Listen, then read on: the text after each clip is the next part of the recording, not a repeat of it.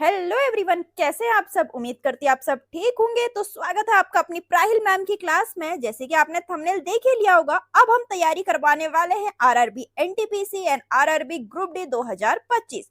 RRB NTPC का exam बहुत important है, ग्रुप डी भी बहुत इंपॉर्टेंट है। थोड़ी मैं इन्फॉर्मेशन आपको एनटीपीसी की दे देती हूँ, जो कि अंडर ग्रेजुएट का है।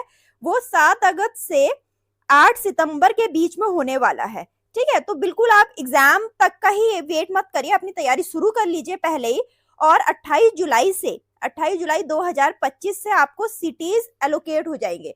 पता चल जाएगा कि कौन सा शहर, कौन सा सेंटर, कौन सी शिफ्ट है आपकी। ये घोषणा पत्र 28 जुलाई के बाद निकल जाएगा। ठीक है, फिर एडमिट कार्ड आने में थोड़ा दिन लगेगा। एडमिट कार्ड क्या होगा, जब आपका एग्जाम होगा, शिफ्ट तो आपको पता चल जाएगी इस स्लिप से।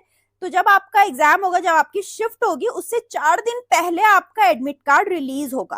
ठीक है, तो ये सारी इंफॉर्मेशन के लिए वैसे मैं एक प्रॉपर वीडियो बनाऊंगी, लेकिन फिर भी मैं अभी आपको बता दे रही हूँ। तो 28 जुलाई ज्यादा दूर नहीं है, तो अपनी तैयारी करना शुरू कर दीजिए। बिल्कुल आप ये सोचते हैं जब एग्जाम आएगा उससे 1 या 2 दिन पहले तैयारी करेंगे, नहीं। मैं पूरी एक मैराथन लेकर आ रही हूँ आप लोग के लिए। बहुत इंपॉर्टेंट है, बहुत हेल्पफुल है आप लोग के लिए। पूरे इसमें जीके के क्वेश्चन मिलेंगे, मोस्ट इंपॉर्टेंट जीके क्वेश्चन। तो ज्यादा समय ना लेते हुए वीडियो स्टार्ट करते हैं। So the first question is, निम्नलिखित में से कौन सी नदी सिंधु बेसिन प्रणाली की प्रमुख नदी है। नदियों से क्वेश्चन जरूर पूछे जाते हैं। तो इंडस बेसिन सिस्टम की प्रमुख नदी मेजर रिवर है रवि।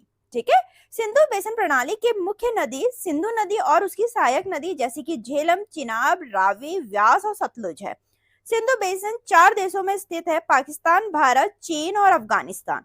बेसिन का सबसे बड़ा हिस्सा 47% पाकिस्तान में है, जबकि भारत में 39% के साथ दूसरा सबसे बड़ा हिस्सा है। शेष 14% चीन और अफगानिस्तान में है। ठीक, अब देखिए क्वेश्चन सिर्फ ये था, लेकिन एक्सप्लेनेशन से आपके 3 से 4 क्वेश्चन बन गए। अगर इस वाली सीरीज में पार्ट 1 में अगर 30 क्वेश्चन लाई हूं, तो वो सिर्फ 30 क्वेश्चन नहीं है, वो 50 प्लस क्वेश्चन है, क्योंकि एक्सप्लेनेशन भी है। जैसे कि आपसे ये पूछा जा सकता है, सिंधु नदी के कौन कौन सी सहायक नदियां हैं और कौन कौन से 4 देशों में स्थित है, और हर एक भाग में कितना इसका वाटर है। ठीक है, ये क्वेश्चन बहुत इंपॉर्टेंट है, एक्सप्लेनेशन को भी नोट डाउन करिए या फिर देखते चलिए।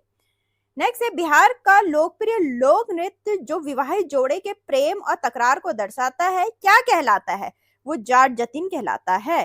ठीक, नेक्स्ट है, चंद्रगुप्त प्रथम के बाद गुप्त साम्राज्य का शासक कौन बना। वो बना समुद्रगुप्त। ठीक, चंद्रगुप्त जो था वो था 335 ईस्वी से 380 ईस्वी तक। उन्हें अवसर भारत का नेपोलियन कहा जाता था। उनकी उपलब्धियों का विवरण उनके दरबारी कवि हरिशेन द्वारा लिखित इलाहाबाद स्तंभ शिलालेख में मिलता है। पूछ सकते हैं कौन सी शिलालेख में मिलता है और उन्हें क्या कहा जाता था। भारत का नेपोलियन कहा जाता था। नेक्स्ट क्वेश्चन है, किस शासक ने शेरशाह सूरी के उत्तर अधिकारियों को हराकर 1555 तक अपना खोया हुआ राज्य पुनः प्राप्त कर लिया, जिससे द्वितीय अफगान साम्राज्य का अंत हो गया। हुमायूं। ठीक है, तो दूसरे मुगल सम्राट हुमायूं ने 1555 में शेरशाह सूरी के उत्तर अधिकारियों को हराकर अपना खोया हुआ राज्य पुनः प्राप्त कर लिया। उसने अफगान शासकों से दिल्ली और आगरा को पुनः प्राप्त किया, जिससे द्वितीय अफगान साम्राज्य का अंत हुआ। सत्ता हासिल करने के कुछ ही समय बाद 1556 में हुमायूं की मृत्यु हो गई। ठीक, नेक्स्ट है, कौन सी अनुसूचित जनजाति मामलों के लिए ग्राम परिषदों या न्यायालयों के गठन की अनुमति देता है। तो 6 शेड्यूल देता है। ठीक, छठी अनुसूची में अनुसूचित जो 244(2) है और 275(1) है के अंतर्गत निर्दिष्ट राज्य जो कि असम, मेघालय, त्रिपुरा, मिजोरम में जनजातीय क्षेत्रों की प्रशासन की रूपरेखा प्रस्तुत करती है। पूछ सकते हैं कौन कौन से राज्य इंक्लूड हैं। ठीक, यह अनुसूची स्वायत्त जिला परिषद जो कि ऑटोनोमस डिस्ट्रिक्ट काउंसिल और ऑटोनोमस रीजनल काउंसिल की स्थापना का प्रावधान करती है। नेक्स्ट है, भारत में मानवाधिकार संरक्षण अधिनियम कब पारित किया गया था। तो 1993 में किया गया था। ठीक, मानवाधिकार संरक्षण अधिनियम जो 28 सितंबर 1993 में पूर्वव्यापी प्रभाव से लागू हुआ। जो मानव अधिकार संरक्षण अधिनियम 1993 निम्नलिखित के गठन हेतु अधिनियम किया गया था। ठीक, वो किया गया था राष्ट्रीय मानवाधिकार आयोग, नेशनल ह्यूमन राइट कमीशन, और राज्य मानवाधिकार आयोग और मानव अधिकारों के संरक्षण हेतु मानवाधिकार न्यायालय।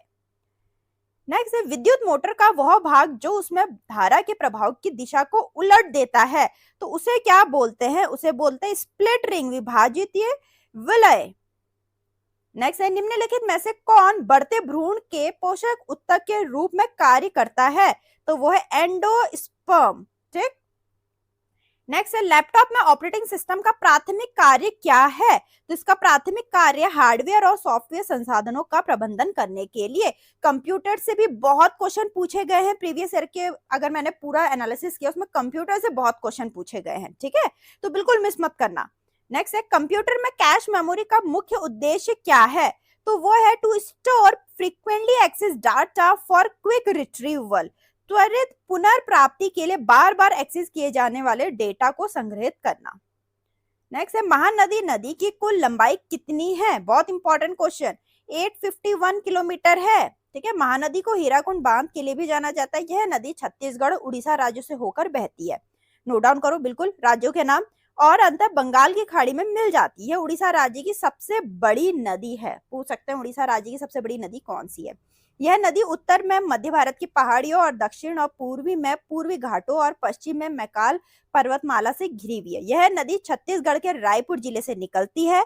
और महानदी की बाएं तट की जो सहायक नदी है वो शिवनाथ, हसदेव, मान और इब है। महानदी की दाहिनी तट की जो सहायक नदी है वो ओंग, तेल और जोंक है। बहुत इंपॉर्टेंट एक्सप्लेनेशन है, एक एक पॉइंट, तो ये मत कहना कि इतना बड़ा एक्सप्लेनेशन नहीं, बहुत इंपॉर्टेंट। क्यों? क्योंकि इससे क्वेश्चन क्या बन रहा है, देखो बाएं तट की नदियां, दाहिनी तट की नदियां, और कौन से पर्वतमाला से घिरी हुई है, उड़ीसा की सबसे बड़ी नदी कौन सी है, कहां पे होके मिलती है, कौन से राज्यों में जाती है, हर एक पॉइंट। ठीक। नेक्स्ट है निम्नलिखित में से कौन सी नदी गंगा की सहायक नदी है बल्कि सीधे बंगाल की खाड़ी में गिरती है? तो वो है महानदी। गंगा नदी की कई सहायक नदियां जैसे कि घाघरा, कोसी, गोमती, यमुना, गंडक और सोन। ठीक। महानदी गोदावरी, कृष्णा और कावेरी जैसी नदियां सीधे बंगाल की खाड़ी में गिरती हैं। ठीक। तो यहाँ जो ऑप्शन में था ऑप्शन वही बता रखा है। ये नदियां प्रायद्वीपीय नदी प्रणालियों का हिस्सा है और गंगा से जुड़ी नहीं है। ठीक। नेक्स्ट है बंगाली कवि जीवानंद दास को किस लोकप्रिय उपाधि से संबोधित किया जाता है? तो वो किया जाता है रूपासी बैंगलार काबी से। ठीक। नेक्स्ट क्वेश्चन है भारतीय राष्ट्रीय कांग्रेस के संबंध में कौन सा कथन सही है? सही पूछ रखा है, कौन सा कथन सही है? तो ये देखते हैं, जो आईएनसी है, इंडियन नेशनल कांग्रेस है, उसकी स्थापना 1885 में एलन ऑक्टेवियम ह्यूम ने की थी। तो ये ऑप्शन ठीक है। ठीक है, तो कौन सा ऑप्शन ठीक है? अगर यहाँ पर दे रखा है ओनली ए, सिर्फ यही ऑप्शन ठीक है। ठीक। नेक्स्ट है 160वें संशोधन अधिनियम के तहत महिलाओं के लिए कितने प्रतिशत सीटें आरक्षित हैं? तो वह है 33%। भारतीय संविधान के 106वें संशोधन अधिनियम ने लोकसभा और राज्यसभा विधानसभा में महिलाओं के लिए 33% आरक्षण का प्रस्ताव रखा। यह आरक्षण सीधे निर्वाचित सीटों और अनुसूचित जाति और अनुसूचित जनजाति के लिए आरक्षित सीटों दोनों पर लागू होता है। इस संशोधन को लागू करने के लिए विधेयक को आमतौर पर महिला आरक्षण विधेयक कहा जाता है। ठीक है। नेक्स्ट है 74 संविधान संशोधन 1992 द्वारा प्रत्येक राज्य में नगर पालिका चुनाव करने के लिए किस संस्था की स्थापना की गई है? तो वो की गई है स्टेट इलेक्शन कमीशन की, राज्य चुनाव आयोग की। ठीक है। नेक्स्ट है कंप्यूटर सिस्टम में सीपीयू का प्राथमिक कार्य क्या है? बहुत इंपॉर्टेंट। उसका काम है निर्देशों को निष्पादित करना और डेटा को प्रोसेस करना, execute instructions and process data. Computer चालू रहने के दौरान डेटा को अस्थायी रूप से संग्रहित करने के लिए किस प्रकार की मेमोरी का उपयोग किया जाता है? तो रैम का किया जाता है। ठीक है, रैंडम एक्सेस मेमोरी का किया जाता है। कंप्यूटर मेमोरी को 3 मुख्य प्रकारों में वर्गीकृत किया गया है। एक तो रैम एंड रोम, द्वितीय मेमोरी और कैश मेमोरी। जो रैम एंड रोम है वो प्राथमिक मेमोरी में आता है, फिर द्वितीय मेमोरी, फिर कैश मेमोरी। जो रैम है वो अस्थिर होती है और डेटा को अस्थायी रूप से संग्रहित करती है, जबकि जो रोम है वो अस्थिर नहीं होती है और फर्मवेयर जैसे स्थायी डेटा को संग्रहित करती है। और जो कैश मेमोरी है वो अक्सर उपयोग किए जाने वाले डेटा तक तेज पहुंच प्रदान करती है। नेक्स्ट है यदि आप किसी दर्पण में देखते हैं, ठीक है, किसी मिरर में देखते हैं और पाते हैं कि आपका प्रतिबिंब, जो आपका रिफ्लेक्शन है, वो आपसे छोटा है, तो जो मिरर है वो किस प्रकार का होगा? तो वो कॉन्वेक्स मिरर होगा, उत्तल दर्पण होगा। ठीक। नेक्स्ट है धात्विक अम्ल के साथ क्रिया करके देती हैं, अ सॉल्ट एंड हाइड्रोजन देती हैं। ठीक है, metal react with acid to give salt and hydrogen. ठीक है, सारे मोस्ट इंपॉर्टेंट क्वेश्चन है, सारे फ्रेश क्वेश्चन है। और एक और पॉइंट है, अगर आपने अभी तक टेलीग्राम चैनल को नहीं ज्वाइन किया, जाके ज्वाइन कर लीजिए, बहुत इंपॉर्टेंट अपडेट्स मिलती हैं उसमें सारी। और जितनी भी अभी प्रीवियस में वीडियोस आ रही है, कल मैं रेलवे के करंट अफेयर लेकर आई थी, वो आपने नहीं देखी तो जाके देखना, वो भी एनटीपीसी के एग्जाम के लिए, ग्रुप डी के एग्जाम के लिए और डीएफसीसीएल के एग्जाम के लिए बहुत इंपॉर्टेंट वीडियो है, वो वाली भी जाके देखो। मैं लिंक डिस्क्रिप्शन में दे दूंगी, या तो फिर आप चैनल में जाके देख लो, वो कल ही आ रखी है। ठीक है, नेक्स्ट है दादा साहिब फाल्के पुरस्कार किस क्षेत्र में महत्वपूर्ण सार्वजनिक उपलब्धि के लिए प्रदान किया जाता है?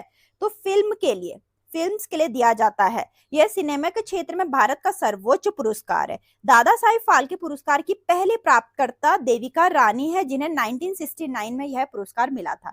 ये तो आपसे पूछ लिया कि किस फील्ड में दिया जाता है दादा साहिब फाल्के अवार्ड, लेकिन ये भी बहुत जरूरी है, ये पूछ सकते हैं कि सबसे पहले किसको मिला था? देविका रानी को 1969 में मिला था, और उन्हें भारतीय सिनेमा की पहली महिला के रूप में भी जाना जाता है। नेक्स्ट क्वेश्चन है, सार्वभौमिक गुरुत्वाकर्षण स्थिरांक का मान निम्न द्वारा निर्धारित किया गया था। किसके द्वारा निर्धारित किया गया था? हेनरी कैवेंडिश के द्वारा। ठीक है, तो जी का मान सर्वप्रथम 1798 को हेनरी कैवेंडिश द्वारा निर्धारित किया गया था। The value of gravitational constant is 6.674 into 10 to the power -11 nm square by kg square. ठीक, नेक्स्ट है, स्वाद का पता लगाने वाले संग्राहक को क्या कहा जाता है? जिससे स्वाद का पता चल जाता है, उस रिसेप्टर्स को क्या कहा जाता है? तो उसको गस्टेटरी रिसेप्टर कहा जाता है। ठीक, नेक्स्ट है, भारत सरकार द्वारा दिए जाने वाले अर्जुन पुरस्कार सार्वजनिक उपलब्धि के लिए निम्नलिखित क्षेत्रों में से किस क्षेत्र में दिया जाता है? स्पोर्ट्स में दिया जाता है। जो अर्जुन पुरस्कार भारत का दूसरा सबसे बड़ा खेल सम्मान पुरस्कार है। सबसे बड़ा तो मेजर ध्यानचंद खेल रत्न पुरस्कार है, यह भारत के राष्ट्रपति द्वारा दिया जाता है। उम्मीदवारों का चयन युवा मामले और खेल मंत्रालय द्वारा किया जाता है। नेक्स्ट है, बंगाल का पहला विभाजन डैश वर्ष में हुआ था। कौन से वर्ष में हुआ था? 1905 एडी में हुआ था। बंगाल विभाजन का विचार प्रशासनिक कारणों के लॉर्ड कर्जन के कार्यकाल द्वारा लगाया गया था। ठीक है, नेक्स्ट है, किस कानून द्वारा भारत और पाकिस्तान को दो स्वतंत्र राष्ट्रों में विभाजित किया गया? बहुत important question. Indian independence act 1947। ठीक है, 1947 के तहत। नेक्स्ट है, किसे लाइट ऑफ एशिया के नाम से जाना जाता है? गौतम बुद्धा जी को लाइट ऑफ एशिया के नाम से जाना जाता है। नेक्स्ट है, मुल्ला पेरियार बांध कहाँ स्थित है? तो वो केरला में स्थित है। ऐसे क्वेश्चन बहुत इंपॉर्टेंट है। नेक्स्ट क्वेश्चन है, निम्नलिखित में से किसने वर्ष 1821 में बंगाल साप्ताहिक समाचार पत्र संवाद कॉमेडी शुरू किया गया था? तो वो राजा राम मोहन रॉय के द्वारा शुरू किया गया था। ठीक है, राजा राम मोहन रॉय ने निम्नलिखित दो स्थानीय साप्ताहिक समाचार पत्रों के संस्थापक और संपादक थे। बंगाल में संवाद कॉमेडी और फारसी भाषा में मिरात उल अखबार। अभी यहाँ तो आपसे संवाद कॉमेडी के बारे में पूछा, मिरात उल अखबार के बारे में भी पूछ सकते हैं, तो वो भी राजा राम मोहन रॉय ने ही शुरू किया था। ठीक है, उन्हें भारतीय पुनर्जागरण का जनक कहा जाता है। वे ब्रह्म समाज के संस्थापक थे। नेक्स्ट क्वेश्चन है, बेरा गुफाएं कहाँ स्थित है? बेरा केव्स कहाँ पर है? तो बेरा केव्स आंध्र प्रदेश में है। ठीक, तो यहाँ तक के इंपॉर्टेंट क्वेश्चन थे RRB, NTPC and group D से रिलेटेड पार्ट 1 जो मैराथन चल रहा है उसका पार्ट 1 बहुत इंपॉर्टेंट, बहुत हेल्पफुल आपके आने वाले एग्जाम के लिए।